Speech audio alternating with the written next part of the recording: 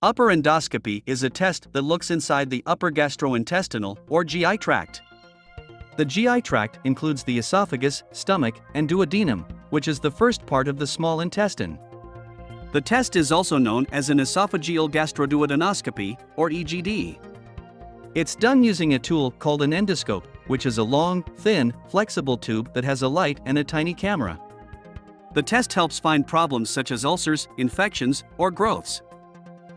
It can show the causes of swallowing problems or dyspepsia, nausea and vomiting, acid reflux, bleeding, and abdominal pain. Before the procedure, you may have a physical exam, blood tests, or other kinds of tests. You'll be asked not to eat or drink for at least 8 hours before the procedure. Tell your healthcare provider about all the medicines and supplements you take, any allergies you have, and if you're pregnant or might be pregnant. Your healthcare provider will explain what happens during the procedure. He or she will also talk with you about any risks or complications that may occur. You'll be asked to sign a consent form that gives your healthcare provider permission to do the procedure. Read the form carefully and ask questions if anything is not clear. An upper endoscopy takes about 20 to 30 minutes. When it's time for your test, you may be given medicine to help you relax or sleep. This is called sedation. This medicine is usually given through an intravenous line, put in a vein in your arm or hand. Your throat might be numbed with a spray or liquid, and you'll be given a small plastic guard to protect your teeth. During the test, you lie on your left side, and the endoscope is placed in your mouth and moves down your throat. Air is used to expand the GI tract so your provider can see the lining more clearly. You may feel some pressure or discomfort from the air.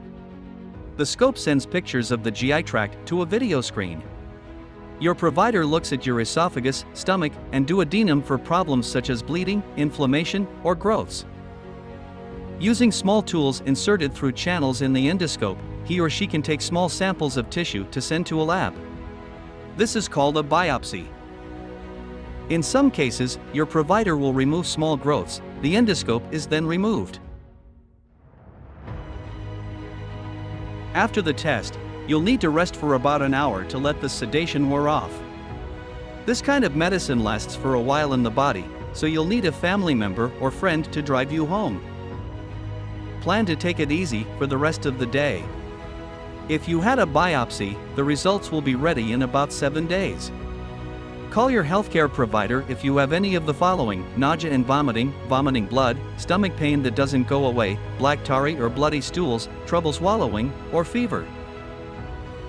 To learn about more procedures and screening, please subscribe and support us. In the next video, we will show the colonoscopy procedure, so stay tuned. Thank you.